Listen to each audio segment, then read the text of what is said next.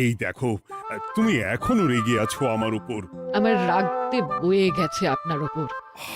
তুমি কিছুতেই বুঝছো না, খরচ বাড়ছে। আয় না বাড়লে চলবে কি করে রাজ্য? বিদেশে আমাকে যেতেই হবে। সব বুঝেছি, সব বুঝেছি। আপনার আমাকে অসহ্য লাগছে, তাই আপনি বিদেশে যাচ্ছেন, তাই তো? তুমি আমায় ভুল বুঝছো। রাজ্য চালাতে অর্থের প্রয়োজন আছে। কেন এতদিন রাজ্য বুঝি চলছিল না? এতদিন যেভাবে চলছিল সেভাবেই চলবে। সময় পাল্টাচ্ছে। এখন শুধু সিংহাসনে বসে থাকলেই চলে না, দেশ বিদেশ ঘুরে দেখতে হবে কিভাবে রাজ্যের উন্নতি হয়, লাভ হয়, সেই নিয়ে নতুন করে ভাবতে হবে। তার মানে আপনি ঠিক করে নিয়েছেন আপনি যাবেন, তাই তো? হ্যাঁ। আর যতদিন আপনি না থাকবেন এখানে কি হবে ভেবে দেখেছেন মহারাজ? কে সামলাবে সব?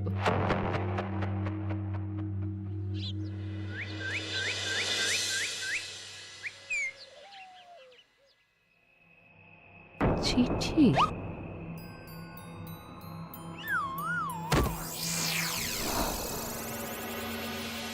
আমি অনেক ভেবে দেখলাম, আসলে এসব সিংহাসন, ক্ষমতা, প্রতিপত্তি অর্জন করা আর রক্ষা করার জটিলতার চেয়ে বাকি জীবনটা শান্তির সাথে বনে কাটিয়ে দেওয়াই ভালো।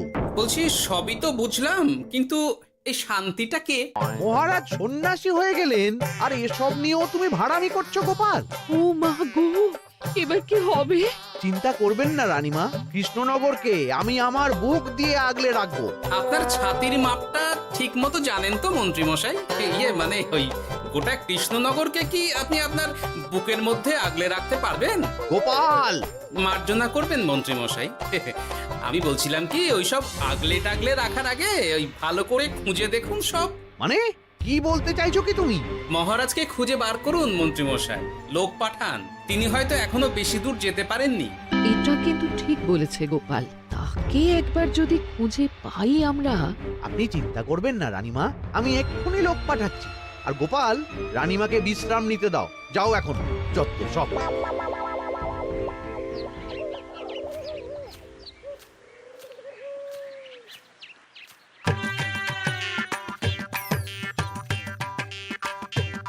ওই গো, গেলে কই? এক ঘটি জল দাও দেখি। ওই জলই খেতে হবে, শুধু জল। ঘরে এক দানাও চাল নেই। বাজারে না গেলে আজ হরি মটর। রাজ্যে রাজা নেই আর তুমি ঘরে চাল নেই বলে চিল্লামিল্লি করছো। চত্ব সব। ও মা গো, মহারাজ রাজ্যে নেই তো গেলেন কই? হ্যাঁ, বনবাসে। সে কি গো, এবার কি হবে তাহলে? কপালে যা লেখা আছে তাই হবে, আর কি। এই তোমার চাকরিখানা থাকবে তো? না থাকলে বাটি হাতে বেরোবো, চিন্তা কি?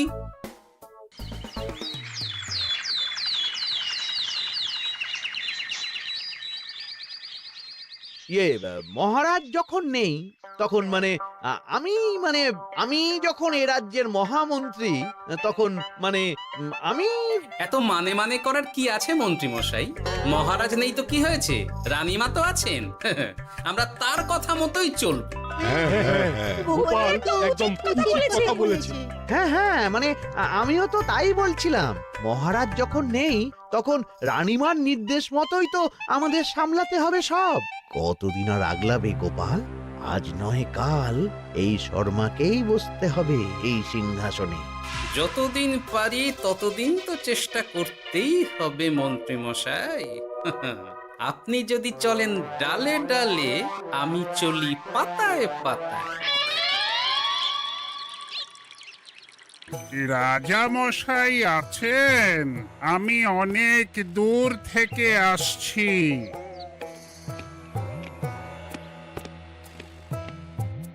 মন্ত্রীমশাই, একজন সাধু এসেছেন রাজামশাইয়ের সঙ্গে দেখা করতে।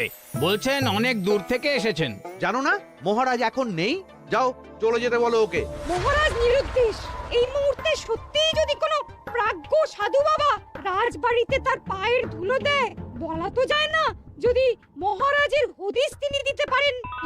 ঠিক ঠিক, একদম ঠিক বলছেন পণ্ডিত মশাই। বেশ বেশ, ডেকে আনো তাকে, দেখি সে কি বলে। মহারাজ আমার প্রণাম নেবেন। উনি মহারাজ নয়, উনি মন্ত্রী। আসুন সাধু বাবা, আসুন, আসন গ্রহণ করুন।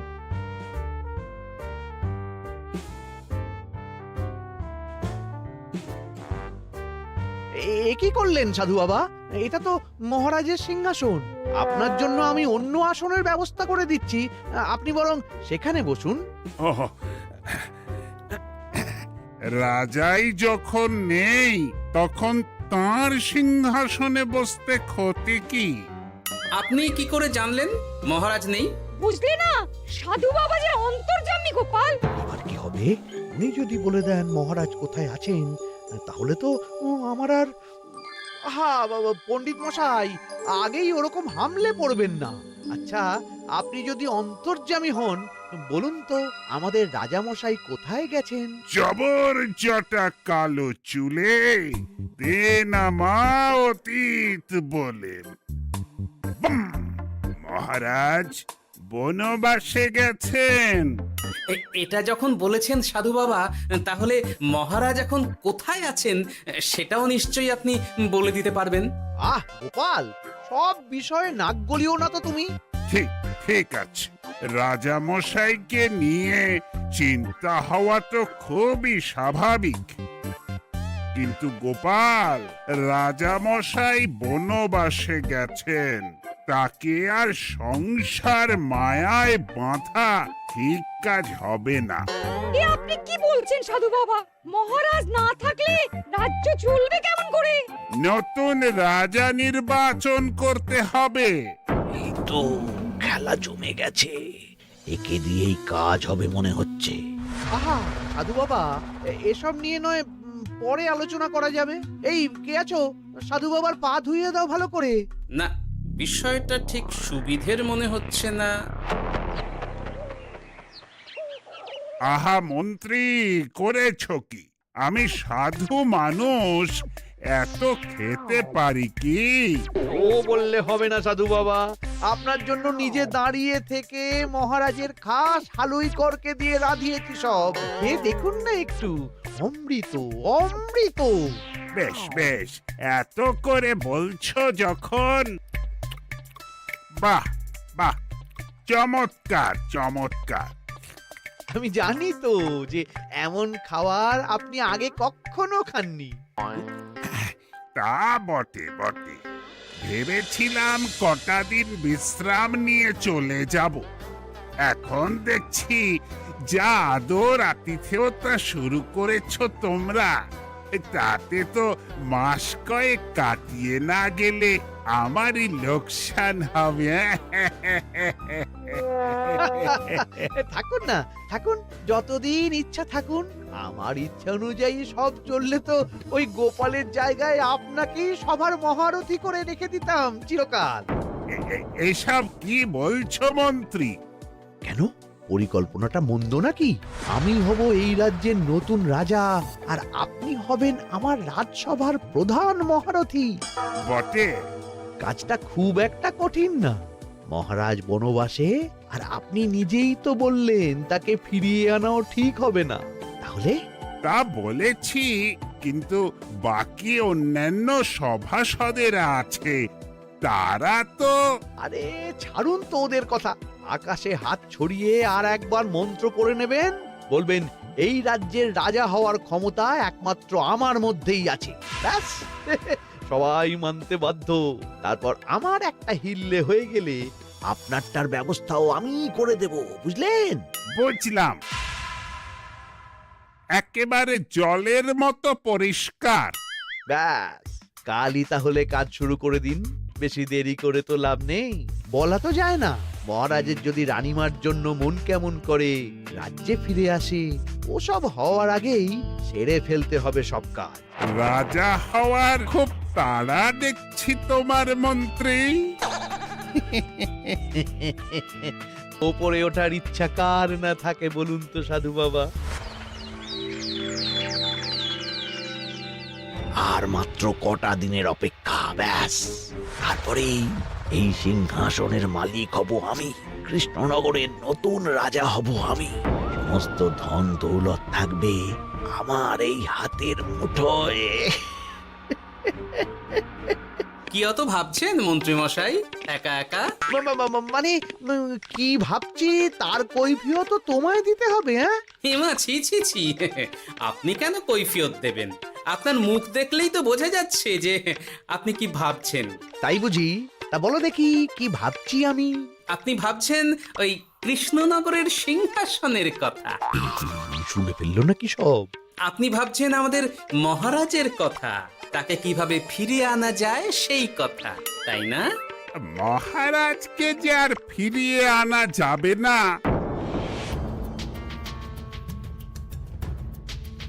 সে কথা তো আগেই বলেছি।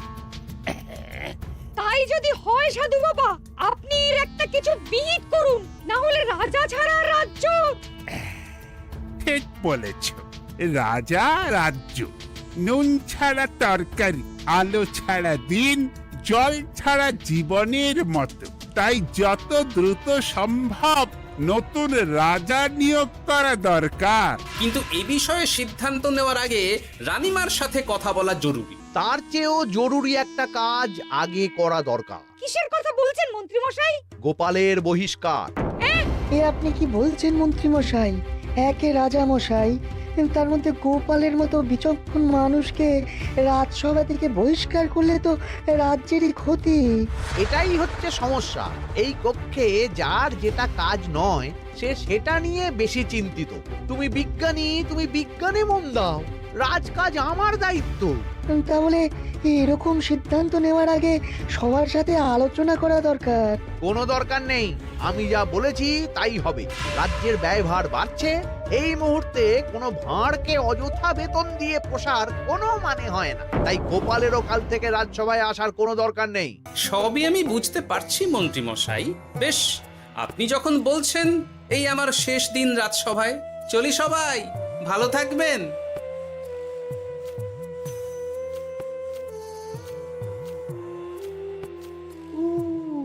এত সহজে যে বেটা মাঠের বাইরে চলে যাবে বুঝতেই পারিনি আগে। এবার আমার আর সিংহাসনের মাঝে নেই কোনো বাধা, নেই কোনো কাটা। তুমি চিন্তা করো না, আমি নিজে মন্ত্রীর সাথে কথা বলবো। না না রানীমা, সেসবের দরকার নেই। মহারাজ ছাড়া রাজবাড়ি শূন্য শূন্য লাগে, আমারও মন লাগছে না এখানে। বেশ, যা ভালো বোঝো তাই করো, তবে ডাকলে এসো কিন্তু। হ্যাঁ রানীমা, নিশ্চয়ই আসবো। এখন আমি চলি। যাক, এই কদিনে মাথাটা খেলানোর সময় পাওয়া যাবে একটু, না হলে কেমন যেন গুলিয়ে যাচ্ছে সব। কি যে বলো গোপাল দাদা, এই শেষ দুটো শাঁখের আটি নিয়েও দরদাম করবে তুমি? ওরে, আমি বেকার মানুষ, দরদাম না করে উপায় আছে আমার? হ্যাঁ শোনো শোনো শোনো, মহারাজ কৃষ্ণচন্দ্রের অবর্তমানে কৃষ্ণনগরে নতুন রাজা হিসেবে নির্বাচিত হবেন রাজ্যের মহামন্ত্রী। সেই শুভানুষ্ঠানে রাজবাড়িতে আমন্ত্রণ রইল। এসব কি হচ্ছে বলো তো গোপাল দাদা? ভেতরের খবর আছে নাকি কিছু? না গো ভাই, তুমিও যা জানো আমিও ততটুকুই জানি। ও গোপাল দাদা, ব্যাপার কি? এ সময় এখানে কি চাই?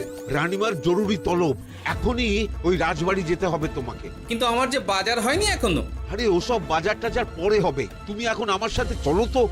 মন্ত্রীকে আমি বিশ্বাস করেছিলাম, ও যে এইভাবে বিশ্বাসের সুযোগ নেবে আমি একদম বুঝতে পারিনি। আমাদের এক্ষুনি অন্যান্য সভাসদদের সাথে কথা বলা দরকার রানীমা। কারোর সাথে কথা বলার দরকার নেই রানীমা, আমি নিজেই চলে এসেছি আপনার সাথে কথা বলতে। এখানে কি জন্য এসেছো গোপাল? রানীমার কান ভাঙাতে?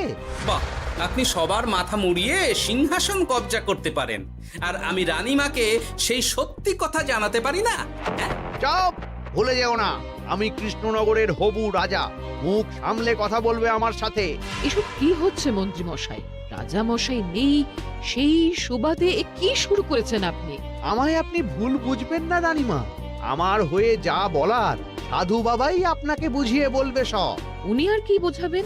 কতদিন এসেছেন উনি, কি জানেন এই রাজ্যের বিষয়ে? সাধনা মা, সবই সাধনা। সাধনার জোর থাকলে সবকিছুই জানা যায়। ভূত ভবিষ্যৎ অতীত সব। সেই জোর থেকেই বলছি মা, মন্ত্রীর কপালে আমি জ্যোতি দেখতে পাচ্ছি। মন্ত্রী যদি রাজ্যের রাজা হয়, এ রাজ্যের উন্নতি কেউ ঠেকিয়ে রাখতে পারবে না। আপনাদের একটা কথাও বিশ্বাস করি না আমি, এসব আপনাদের ষড়যন্ত্র। এ আপনি ভুল করছেন রানীমা। যা হোক, যে কথা আমি বলতে এসেছি, রাজা যখন আমি হচ্ছি তখন তো আমাকে এই প্রাসাদেই থাকতে হবে, ফলে আমার স্ত্রীকেও এখানে এসেই থাকতে হবে। সে তো আর একা থাকতে পারবে না, তাই আপনি যদি এই ঘরটা ছেড়ে দিতেন। কিন্তু মন্ত্রীমশাই, তুমি কি বলছো মন্ত্রী? এখানে না থাকলে রানীমা থাকবেন কোথায়? আর আমি তো এমন কোনো বিধান দিইনি যে রানীমাকে অন্যত্র পাঠাতে হবে। সবকিছুর জন্য তো আপনার বিধান দরকার নেই সাধু বাবা, এ আমার নিজের বিধান। আমি রাজা হব, আমার স্ত্রী রানী হবে, তারও তো অধিকার আছে রানীর মতো থাকার, রানীর মহলে থাকার। আপনার ব্যবস্থা আমি অন্যত্র করে দেব রানীমা, আপনি কিচ্ছু ভাববেন না। হাজার হোক আপনি আমাদের প্রাক্তন মহারাজের স্ত্রী বলে কথা। কি বলো গোপাল? আমার মনটা আসলে অনেক অনেক বড়, তোমরা খালি দেখতে পাও না সেটা। কাজটা কি আপনি ঠিক করলেন মন্ত্রীমশাই? শোনো গোপাল, আমাকে ঠিক ভুল বোঝাতে এসো না তুমি, বরং কাল সময় মতো চলে এসো। কৃষ্ণনগরের নতুন রাজার রাজ্যাভিষেকের জন্য মহাভোজের আয়োজন হবে। যতদিন পাচ্ছ খেয়ে নাও পেট ভরে।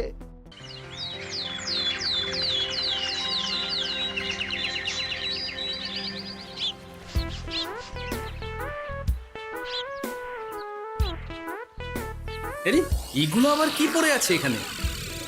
কি এ তো মহারাজের পোশাক, এখানে এসব কি করে এলো? তাহলে কি মহারাজ? না না না, হিসেবটা কেমন যেন ওলট পালট হয়ে যাচ্ছে। সময় তো হয়ে গেল, নতুন মহারাজকে ডাকুন এবার। এসে গেছি, এসে গেছি। আসুন মন্ত্রী মশাই, আসুন। মুকুট নিয়ে দাঁড়িয়ে আছি আপনার মাথায় পরাবো বলে। সাধু বাবা, এবার মহারাজ বলা অভ্যাস করুন। মহারাজ। মহারাজের হদিশ পাওয়া গেছে মন্ত্রীমশাই, মহারাজের হদিশ পাওয়া গেছে। এই কি স্বপ্ন এসে কথা? মহারাজের হদিশ পাওয়া গেছে মানে কোথায় মহারাজ? না না, মহারাজ না, মহারাজের পোশাক পরে আছে পুকুরের ধারে। আমার মনে হয় তিনি ওই পুকুরে ডুব দিয়ে নিরুদ্দেশ হয়ে গেছেন। ও তাই বলো? তা বেশ তো, প্রাক্তন রাজার জন্য না হয় কিছুক্ষণ নীরবতা পালন করে নেব আমরা, ব্যাস। এ আপনি কি বলছেন মন্ত্রী মশাই? মহারাজ সত্যি ওই পুকুরে ডুব দিয়েছেন কিনা সেটা তো তুলিয়ে দেখা দরকার একবার। সেসব হবে আমি রাজা হওয়ার পর। নিন সাধু বাবা, মুকুট পরান। কিন্তু মন্ত্রীমশাই, আরো একটা দুঃসংবাদ আছে যে। ও আবার কিসের দুঃসংবাদ? মহারাজ যে পুকুরে ডুব দিয়েছেন সেই কথা বলতেই রানীমা অজ্ঞান হয়ে গেছে। তুমি যে কি করো না গোপাল, শুভ সময়ে অশুভ একটা সংবাদ দিয়ে দিলে তো সব বরবাদ করে। এই কে আছো? গ্রেপ্তার করো গোপালকে। তার আগে তোমায় গ্রেপ্তার করা হবে। এত বড় সাহস তোমার? হবু রাজাকে গ্রেপ্তার করার কথা বলো তুমি? আজ তোমার একদিন কি আমার একদিন। কিসের হবু রাজা? আমি কৃষ্ণনগরের আসল রাজা। হ্যাঁ, আমি। কি মহারাজ, আপনি? হ্যাঁ, আমি। অনেক দিন ধরে তো তোমার বাড়বাড়ন্ত দেখলাম, আজকে খেলা শেষ। কিন্তু গোপাল, রানী কোথায়? কেমন আছে সে? এক্ষুনি তার কাছে আমাকে নিয়ে চলো। রানীমা ভালোই আছে মহারাজ, কিচ্ছু হয়নি তার। কিন্তু তুমি যে বললে রানী অজ্ঞান হয়ে গেছে। এটুকু মিছে কথা না বললে যে আপনার লুকোচুরি খেলাটা এত সহজে শেষ হতো না মহারাজ। লুকোচুরি বটে, কিন্তু তুমি বুঝলে কি করে এত সব? প্রথম সন্দেহটা হলো যখন রানীমাকে অন্যত্র রাখার কথা বলতেই আপনি বিচলিত হয়ে উঠলেন, তখন। তারপর পুকুর পাড়ে আপনার পোশাক। ব্যাস এটুকুই, আর কিছু নয়। আর প্রথম দিন রাজসভায় এসেই সোজা সিংহাসনে চড়ে বসা, ব্যাস। একে একে 2 আর 2 2 4 করে ফেললাম। তারপর মনে হলো রানীমার প্রতি টান ফিরিয়ে আনতে পারে আপনাকে আপনার আসল রূপে। তাই এই মিছে কথা। অধমের অপরাধ মার্জনা করবেন মহারাজ। গোপাল, তোমার তুলনা নেই। কিন্তু মহারাজ, আপনি কেন এই ছদ্মবেশ নিয়েছিলেন তার আসল উদ্দেশ্যটা কিন্তু এখনো আমার কাছে পরিষ্কার হয়নি পুরোটা। আসলে আমি পরীক্ষা করছিলাম, বুঝলে, কিসের পরীক্ষা মহারাজ? যে আমার অনুপস্থিতিতে কে এই রাজ্য চালাবে তার পরীক্ষা। এবং আমি ঠিক করেছি যে কদিন ব্যবসার কাজে আমি বাইরে থাকব, ততদিন রানীর পরামর্শ মতো সমস্ত কিছু সামলাবে গোপাল।